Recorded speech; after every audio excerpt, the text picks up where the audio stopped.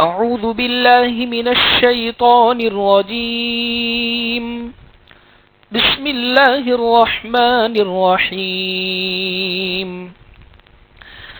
يا يحيى خذ الكتاب بقوة وآتيناه الحكم صبيا وحنانا من لدنا وزكاة وكان تقيا وبرا بوالديه ولم يكن جبارا عصيا وسلام عليه يوم ولد ويوم يموت ويوم يبعث حيا.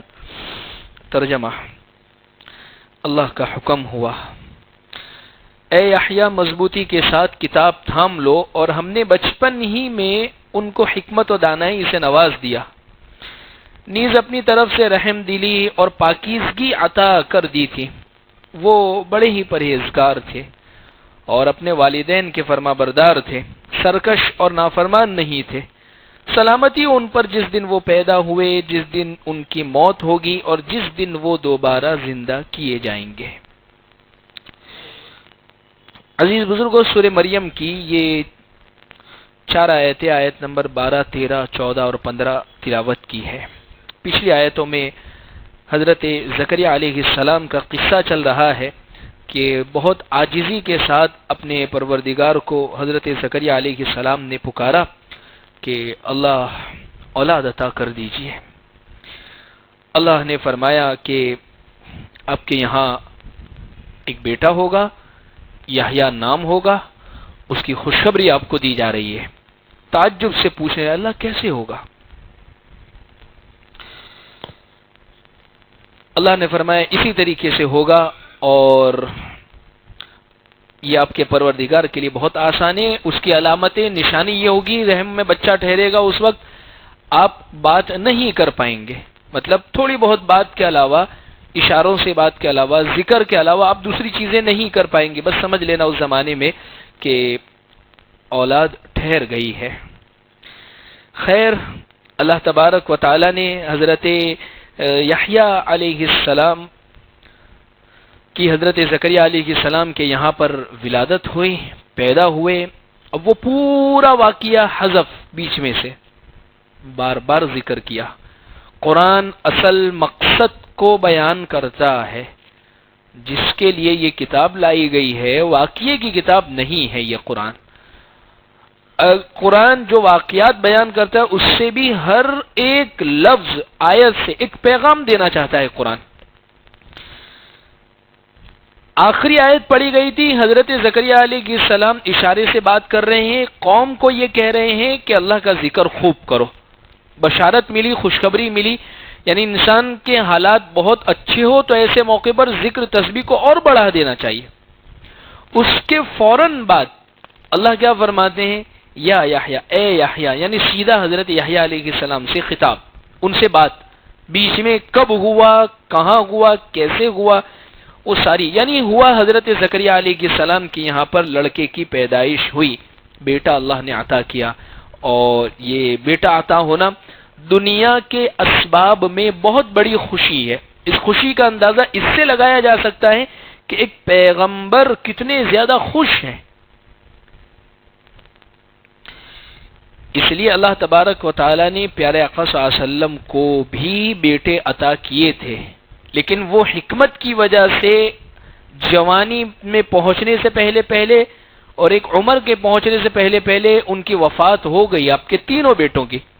لیکن آپ نے بیٹے، اس لیے کہ بیٹا جو ہوتا ہے وہ خوشی کا، دنیاوی خوشی کا سامان ہوا کرتا ہے، سبب ہوا کرتا ہے، اور اللہ تبارک و تعالی کی ایک خاص عطا ہے۔ حضرت یحییٰ علیہ السلام کی پیدائش ہوئی اور اس کے بعد اللہ نے فرمایا، اللہ کا حکم ہوا، اے یحییٰ مضبوطی کے ساتھ کتاب کو تھامے رہو۔ حضرت زکریا علیہ السلام کی تمنا کیا تھی کہ میرا وارث ہو، اور وَإِنِّي خِفْتُ الْمَوَالِي، کہ مجھے اپنے رشتہ داروں پر خوف ہے۔ کس چیز کا؟ وہ دین کو نہ چھوڑ دے۔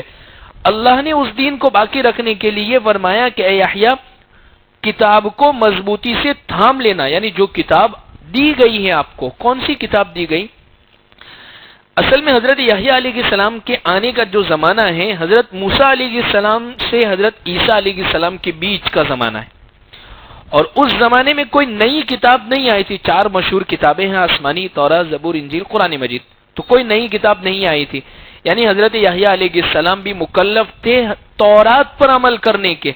تو اسی کتاب کے بارے میں کہا جا رہا ہے کہ اس کتاب کو مضبوطی سے پکڑ لو. مضبوطی سے پکڑنے کا مطلب یہ ہے کہ اس کتاب کی تعلیمات کے لیے آپ مضبوط اب ہو جائیے اور لوگوں تک اس کی تعلیمات کو صحیح معنی میں پہنچائیے. دیکھیے کتاب کو دینے کے لیے لفظ جو بیان ہوا ہے بقوہ، طاقت کے ساتھ مضبوط ہو کر اس کو پکڑ لیجیے، اس لیے کہ اللہ کا بہت بڑا تحفہ. اور ایسی ہی روایت پیارے آقا صلی اللہ علیہ وسلم نے حدیث پاک میں بھی ارشاد فرمائی ہے کہ میں تمہارے درمیان میں 2 چیزیں چھوڑ کر جا رہا ہوں، کتاب اللہ، اللہ کی کتاب، و سنتی، اور میری سنت. تمسکوا بها وعزوا بها وعزوا، کہ اس کو تم مضبوطی سے پکڑ لو، مضبوطی سے پکڑ لو. پیارے آقا صلی اللہ علیہ وسلم نے فرمایا کہ جب تک تم ان دونوں چیزوں پر عمل کرتے رہو گے وہاں تک گمراہ نہیں ہوں گے. تو ہماری بھی نجات اور ہمارے لیے بھی کامیابی کا جو ذریعہ ہے وہ یہی 2 چیزیں، کتاب اور اللہ کے نبی صلی اللہ علیہ وسلم کی تعلیمات. گویا ہمیں یہ کہا جا رہا ہے کہ اس کتاب کو مضبوطی سے پکڑ لو. یعنی جب اس کتاب کا بیان ہو، اس کتاب کو پڑھی جاوے، اس کتاب کی تفسیر جب ہونے لگے تو اس کو چست ہو کر، مضبوط ہو کر اس کو سنتے رہو. اللہ کا شکر ہے کہ اللہ تبارک و تعالیٰ نے اس کتاب کی اشاعت اور اس کتاب کے لیے سننے اور سمجھنے کے لیے اللہ نے ہمارا انتخاب کیا ہے. تو پہلا حکم یہ دیا. پھر فرمایا وَآتَيْنَاهُ الْحُكْمَ صَبِيًّا، اور ہم نے بچپن ہی میں ان کو حکمت اور دانائی سے نواز دیا تھا. حضرت یحییٰ علیہ السلام کو بچپن ہی میں اللہ نے سمجھ کی اور علم کی اور عقل مندی کی ساری باتیں دے دی تھی. لکھا ہے کتابوں میں 2 نبیوں کو بچپن ہی میں نبوت مل گئی تھی، ایک حضرت یحییٰ علیہ السلام اور دوسرے حضرت عیسیٰ علیہ السلام، کہ ان کو بچپن ہی میں نبوت دے دی گئی تھی. تو اللہ تبارک و تعالیٰ نے ان کے متعلق فرمایا کہ ہم نے ان کو بچپن ہی میں علم و حکمت، یعنی جب بات کرتے تھے، حالانکہ بچپنا تھا لیکن جب بات کرتے تھے تو اتنے علمی بات، ایسی حکمت کی بات، اتنی عقل مندی کی بات کیا کرتے تھے کہ لوگوں کے ذہن پہنچتے نہیں تھے وہاں تک. بچپن میں جیسے عام طور پر بچوں کے ذہن وہاں تک نہیں پہنچتے، لیکن اللہ نے بچپن ہی سے ساری سمجھداری اللہ نے ان کو عطا فرمائی تھی. اور ظاہر سی بات ہے کہ والد وہ بوڑھے ہو چکے ہیں، اب ایسے موقع پر ان کی مدد کے لیے اور ان کے دین کو اور زیادہ مکمل کرنے کے لیے اولاد ہی تو ساتھ ہوا کرتی ہے. تو اس لیے بھی اللہ نے ان کو علم و حکمت بچپن ہی سے دے دی. اور ان کی صفت کیسے تھے حضرت یحییٰ علیہ السلام؟ دیکھیے اللہ پورا بیان کر رہے ہیں. وَحَنَانًا مِن لَّدُنَّا وَزَكَاةً، ہم نے اپنی طرف سے ان کو رحم دلی بھی عطا فرمائی اور پاکیزگی بھی عطا فرمائی، اور وہ بہت تقوی والے تھے، بہت پرہیزگار تھے. حنان کہتے ہیں، حنان جس کے دل میں شفقت، محبت، جس کا دل بہت نرم ہو. حضرت یحییٰ علیہ السلام کا دل بہت نرم تھا، اور دل کی نرمی یہ بہت بڑی چیز ہے. اللہ تبارک و تعالی دلوں کی نرمی، بعض مرتبہ ہمارے دل اتنے زیادہ سخت ہو جاتے ہیں کہ مظلوم کو دیکھتے ہوئے، حالات زدہ کو دیکھتے ہوئے، سخت چیزوں کو دیکھنے کے باوجود ہمارے دل نہیں پسیجتے ہیں، دل نہیں پگھلتے ہیں. اور دلوں کی نرمی، دیکھیں چند چیزوں میں اللہ نے دلوں کی نرمی رکھی ہے. غریبوں کے ساتھ، فقیروں کے ساتھ بیٹھنے کے اندر اللہ نے دلوں کی نرمی رکھی ہے. قرآن کی مجلس میں بیٹھیں گے اللہ نے دلوں کی نرمی رکھی ہے. یتیموں کے سروں پر ہاتھ پھیرنے کے اوپر اللہ دلوں کو نرم کیا کرتے. تو یہ چند چیزیں ہیں جس کی وجہ سے انسان کے دل نرم ہوا کرتے ہیں، ورنہ دلوں کی سختی، قساوت قلب جس کو کہا گیا ہے، یہ اتنی بری چیز ہے کہ بعض مرتبہ پھر ہدایت انسان کو اندر ملتی نہیں ہے. جس کا دل سخت ہو جاتا ہے تو اس کو ہدایت ملتی نہیں ہے. تو الغرض اللہ سے ہمیشہ ہر وقت دلوں کی نرمی کو مانگا کرے. بہت نرمی. پیارے آقا صلی اللہ علیہ وسلم کتنے نرم دل تھے، کتنے نرم دل تھے پیارے آقا صلی اللہ علیہ وسلم. تو الغرض حضرت یحییٰ علیہ السلام کی خصوصیت بہت زیادہ شفقت والے، بہت نرم دل تھے، یعنی اتنے رونے والے تھے کہ بہت رقت ان پر طاری ہو جاتی تھی، نرمی بہت طاری ہو جاتی تھی، بیٹھے بیٹھے رونے لگ جاتے تھے حضرت یحییٰ علیہ السلام، اللہ نے ایسا بنایا تھا۔ وَالزَّکاۃ، اور پاکیزگی عطا کی تھی، یعنی پاکیزہ بہت تھے، بہت زیادہ پاکیزہ تھے، اور وَکَانَ تَقِیًّا، اور وہ بڑے ہی پرہیزگار تھے اور بہت اللہ سے ڈرنے والے تھے۔ ظاہر سی بات ہے نبی ہے، مزید ان کی صفت وَبَرًّا بِوَالِدَیْهِ، اور وہ اپنے والدین کے فرما بردار تھے، وَلَمْ يَكُنْ جَبَّارًا عَصِيًّا، اور وہ سرکش اور نافرمان نہیں تھے۔ عزیز بزرگوں، حضرت یحییٰ علیہ السلام کی اللہ نے دو صفت بیان کی ہے، ایک تقیہ کہ وہ بہت اللہ سے ڈرنے والے تھے، دوسری صفت وہ برم بوالدیہ، اپنے ماں باپ کے ساتھ بہت زیادہ وہ احسان کا سلوک کرنے والے تھے، فرما بردار تھے۔ یہاں رک کر ایک بات یہ سمجھنے کی ہے کہ دیکھیے اللہ تبارک و تعالی نے فرمایا کہ جو بندہ دو قسم کے حق پورا کرے گا اس کو جنت الفردوس میں اعلیٰ مقام دیا جائے گا، ایک اللہ کے جتنے بھی حق ہے وہ پورے کرے، اور دوسری چیز بندوں کے جتنے بھی حق ہیں ان کو پورا کرے۔ اور حضرت یحییٰ علیہ السلام کی صفت بیان کی گئی ہے، اور ان آیتوں میں ان دونوں باتوں کو اللہ نے بیان فرمایا۔ تقیہ کے اندر حقوق اللہ آ گئے، اللہ سے ڈرنے والے، یعنی تمام اللہ کے حقوق کو پورے کرنے والے، اور وہ برم بوالدیہ، یعنی ماں باپ کے ساتھ حسن سلوک کرنے کے اندر یعنی بندوں کے حق بھی وہ پورے کرنے والے تھے۔ آج ہمیں بھی ضرورت ہے ان چیزوں کی۔ دیکھیے تقوی کا معیار کیا ہے؟ ہم یہ سمجھتے ہیں کہ نمازی ہو، کرتا تھوڑا لمبا ہو، داڑھی بھی ٹھیک ٹھاک ہو، سجدے کا نشان بھی پڑا ہوا پیشانی کے اوپر، تو ہم اس کے متعلق یہ سمجھتے ہیں بڑا دیندار ہے، بڑا پرہیزگار ہے، بڑا تقوی والا ہے۔ لیکن خالص انہی چیزوں پر متقی ہونا صرف صادق نہیں آتا ہے، یعنی یہی آدمی متقی نہیں ہے۔ حضرت عمر رضی اللہ عنہ کے سامنے ایک شخص کی بڑی تعریف کی گئی کہ وہ شخص بڑا ہی اچھا ہے، تو حضرت عمر رضی اللہ عنہ نے فرمایا کیا تم نے ان کے ساتھ کوئی معاملہ تجارتی لین دین کیا ہے؟ کہا کہ نہیں کیا ہے۔ پھر اس کے بعد فرمایا کبھی اس کے ساتھ سفر میں گئے ہو؟ کہا کہ سفر بھی نہیں کیا۔ تو حضرت عمر رضی اللہ عنہ نے فرمایا کہ شاید پھر تم ان کے روزے نماز دیکھ کر ان کی تعریف کر رہے ہو۔ اس لیے اچھے برے کا پتہ انسان کا کب چلتا ہے؟ جب اس کے ساتھ کوئی معاملہ کیا ہو، جب اس کے ساتھ کوئی کاروباری لین دین کیا ہو، یا اس کے ساتھ کوئی تجارتی معاملہ کیا ہو، یا اس کو قرض دیا ہو یا اس سے قرض لیا ہو، تو پھر متقی ہونے کا انسان کا معیار کا پتہ چلے گا۔ اس لیے ہماری پوری زندگی کا خلاصہ یہ دو لفظ ہیں، ایک اللہ کے حق پورے کرنے والے بنے اور بندے کے حقوق بھی پورے کرنے والے بنے۔ اس لیے اللہ کے حقوق تو انسان پورے کر لیتا ہے، دیکھیں یہ آسان ہے، اللہ کے حقوق پورے کرنا آسان ہے، اس میں اتنا بوجھ نہیں ہوتا ہے۔ اصل جو بوجھ جسم پر ہوگا، لیکن جو دل پر جو بوجھ ہوتا ہے وہ بہت بڑی چیز ہے، اور وہ حقوق العباد میں بہت زیادہ بوجھ پڑتا ہے۔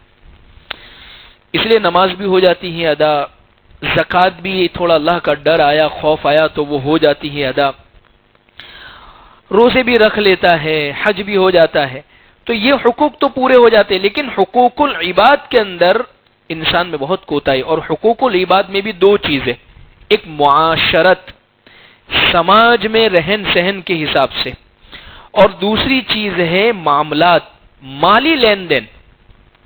جو آدمی مالی لین دین میں جتنا زیادہ صاف ہے وہ اتنا زیادہ متقی ہے، وہ اتنا زیادہ اللہ سے ڈرنے والا ہے۔ یہ بہت بڑی چیز ہے، ورنہ عام طور پر جہاں مال کی بات آتی ہے اچھا خاصا دیندار بھی پھسل جاتا ہے۔ اس لیے حضرت حکیم الامت حضرت مولانا شفیع تھانوی رحمۃ اللہ علیہ بڑے ہی اس پر زور دے کر فرمایا کرتے تھے کہ مالی معاملات کے اندر اور اسی طریقے سے تقوی کے معیار کو جانچنے کا ایک تھرمامیٹر جو ہے وہ مالی معاملات میں انسان پورا اترنے والا ہو۔ اس لیے عزیز بزرگوں، یہ دو چیزیں اس حدیث پاک میں یہ ان آیتوں کے اندر ذکر کی گئی ہے، تو ان دو چیزوں پر، ورنہ آپ دیکھیں عبادت میں کتنا وقت لگتا ہے.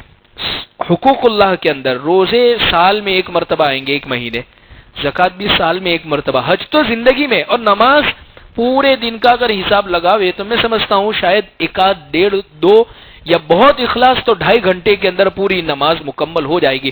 باقی 21.5 گھنٹے کے اندر انسان یہ سمجھتا ہے کہ ان 21.5 گھنٹوں کے اندر مجھ پر کوئی دین فرض ہی نہیں ہے. میں اگر بازار میں کھڑا ہوں، میری آفس میں بیٹھا ہوں، کاروبار کے اندر ہوں، تو ایسے موقع پر دینداری صحیح معنی میں انسان کو سمجھ میں نہیں آتی ہے. وہ صرف مسجد کے اندر رہ کر نماز پڑھنے ہی کو دینداری سمجھتا ہے. اللہ کے نبی صلی اللہ علیہ وسلم ایک مرتبہ حضرت سعد بن معاذ رضی اللہ عنہ، ان کے ہاتھ میں چھالے پڑ گئے تھے. وہ اصل میں پھاوڑا بہت زیادہ ان کے پاس رہتا تھا، اور وہ کھدائی وغیرہ ایسا کام بہت کیا کرتے، تو جس کی وجہ سے اللہ ان کے ہاتھ میں چھالے پڑ گئے. تو ایک مرتبہ بیٹھے ہوئے تھے، اللہ کے نبی صلی اللہ علیہ وسلم نے ان کے ہاتھ دیکھے کہ سعد یہ ہاتھ میں اتنے چھالے پڑ گئے. فرمایا حضور وہ پھاوڑے وغیرہ کا کام زیادہ ہوتا ہے، اس کو بار بار کھودنا یا یہ چیزیں ہوتی، اس وجہ سے چھالے پڑ گئے. حضور نے ان ہاتھوں کو پکڑا اور اپنی زبان پر لگایا اور اس کو چوما، اور فرمایا کہ بہت ہی مبارک ہے وہ شخص جو حلال کی طلب کے لیے اتنی محنت اور مشقت کرتا ہے، اس کو جنت کی بشارتیں ہیں. تو عزیز بزرگوں، اگر انسان صبح سے شام تک تھکتا ہے، اس لیے ان چیزوں میں بھی 2 چیزوں کی ضرورت پڑتی ہے. کاروبار کر رہے ہیں، بازار میں کھڑے ہیں، تو دو چیزوں کے ساتھ کرے یہ کام کو. ایک،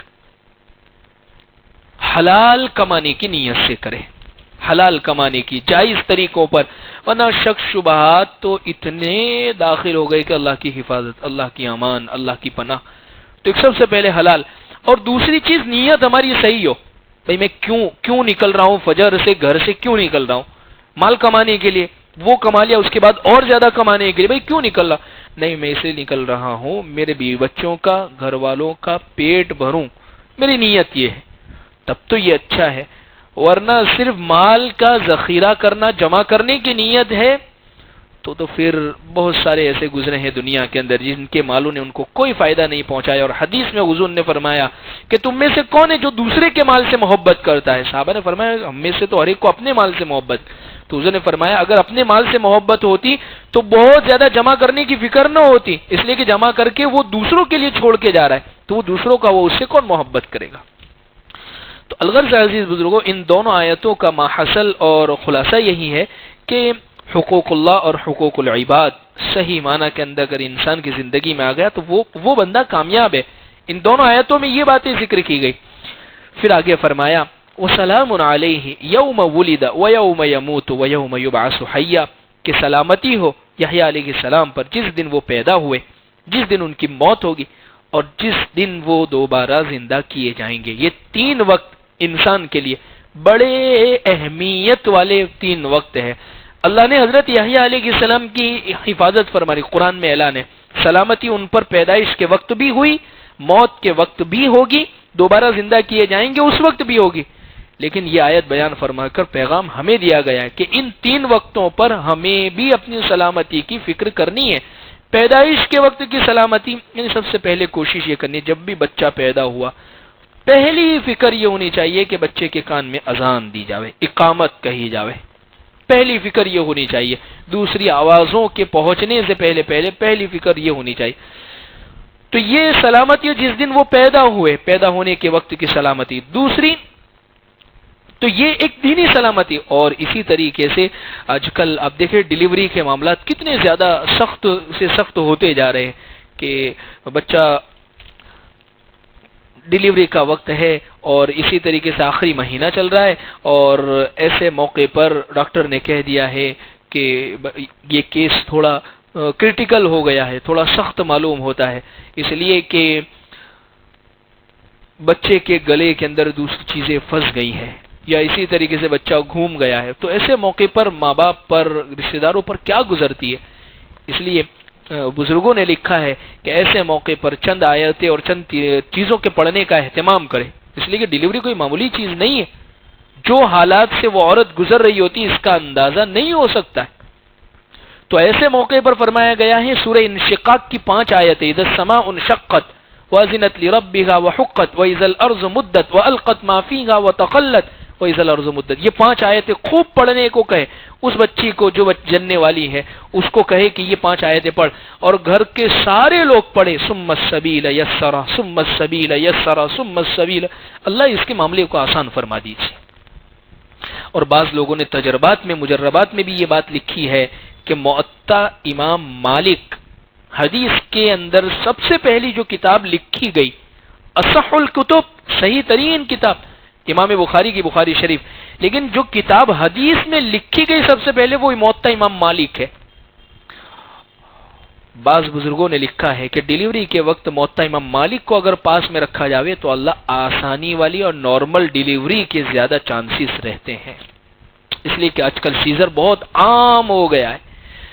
تو الغرض عزیز بزرگوں، پہلا موقع سلامتی پیدائش کے وقت، دوسرا موقع موت کے وقت.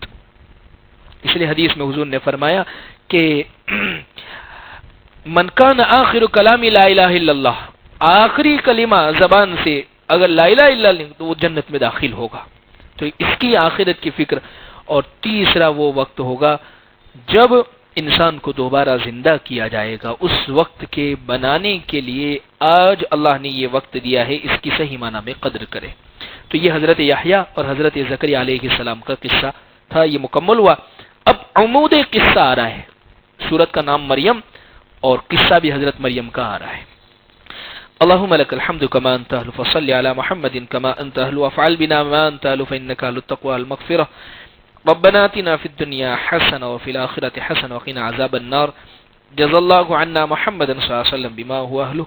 سبحان ربك رب العزة عما يصفون وسلام على المرسلين والحمد لله رب العالمين برحمتك يا رب. ہمارے اس چینل کو الانوار میڈیا کو سبسکرائب کرے، ویڈیو اگر پسند آئے لائک کرے، کمنٹس کرے، اور اپنے دوست احباب میں ایک ثواب کی نیت سے ضرور شیئر کرے، اور ہمیں دعاؤں میں ضرور یاد رکھے.